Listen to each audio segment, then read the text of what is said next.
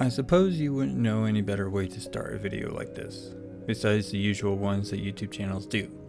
I've never been good at doing the popular thing, so why try it now?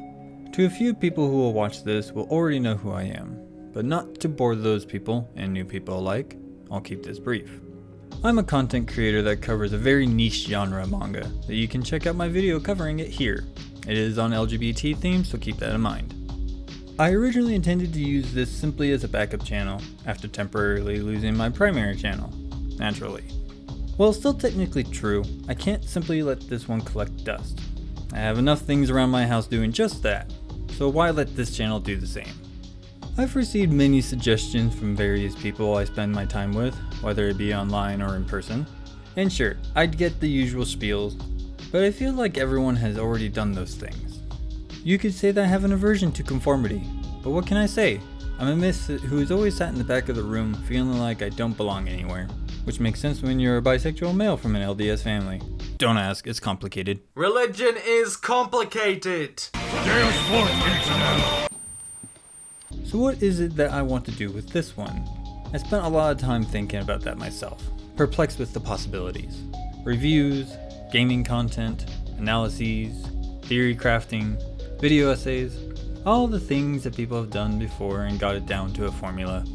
Which only left me asking, what would I be able to contribute to that kind of content pool that someone hadn't done before? I don't know what I could actually contribute that would be new, or groundbreaking, or even revolutionary, but I don't feel like that is what I'm trying to do in the first place. I like to make videos, and I want to experiment with different ways of making them. So let me explain what I'm going to do.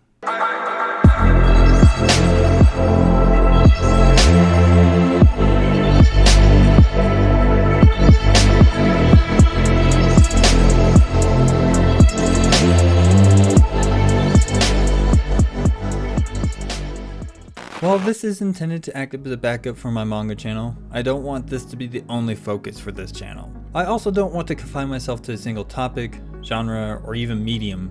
I want to try different formats with making videos while also having complete freedom of what I cover. I also don't want to be covering things that have been covered to death, especially when it comes to pop culture or whatever the new current thing is.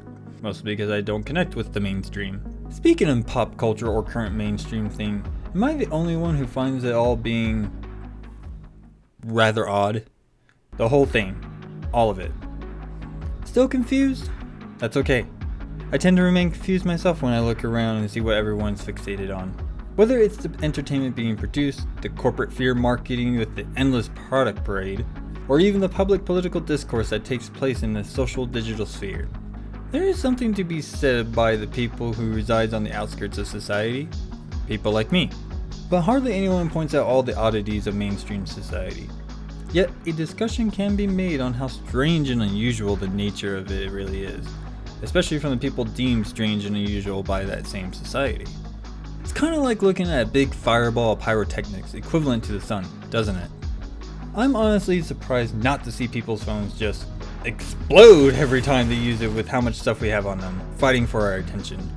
Then seeing how much has drastically shifted in these 3 years and counting, I'm pretty sure we're all tired and want a break. So what do we usually do to get that break? Simple. We escape.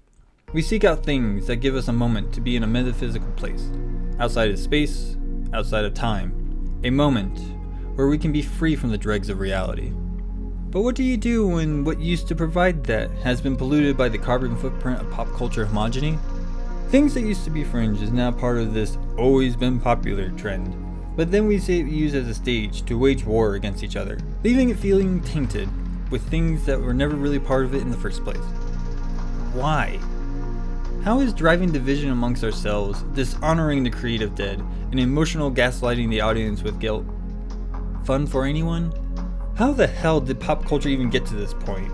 I'm genuinely asking because as an outsider, it's odd to see how people interact with all facets of that enterprise. We have so many things going on that it's surprising how much we can keep our attention on.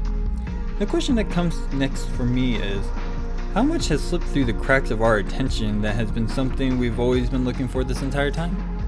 How many things have we overlooked just because we were distracted by the blindingly loud oddity of public discourse? These questions kept echoing in my mind, festering with the desire to have them answered. It is when I stopped staring at the ever-growing oddities of the mainstream that I found my objective. I'm embarking on a quest to discover what lies on the fringes of the mainstream in order to recapture what it was that we have forgotten, neglected, or abandoned by the dominant culture.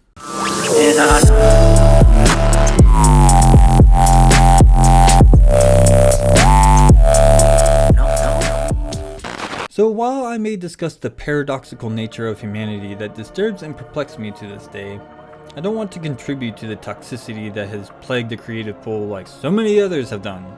Merely observe it from afar is all I can ever do.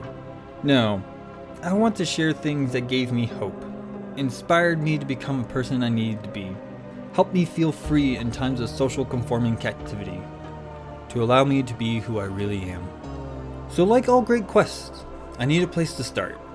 Well, I've always said to start from a familiar place, and what better place to look than in my own past?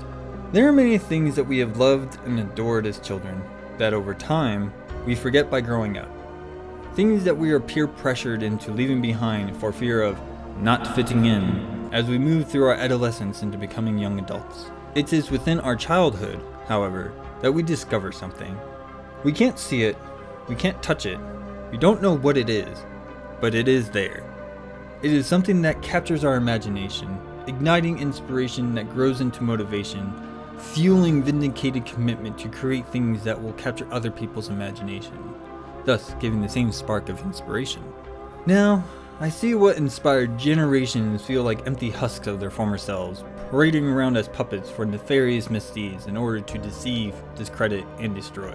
That something that once captured our imagination is fading away, eroding into an absence that was once there. Not replaced with something new, but with nothing. This is where my quest begins, to find what that something is and return it to the collective consciousness. So, I set out to find the very first thing that captivated me as a child. It is when I looked into my past that I realized I have faced this invisible adversary before. It is something you have faced before, and what our predecessors have faced before for generations. The nothing. And this is where my first project video for this channel will be. A video with me going over a very simple story that inspired generations of children the power that fuels their imagination. So reach the stars and fly a fantasy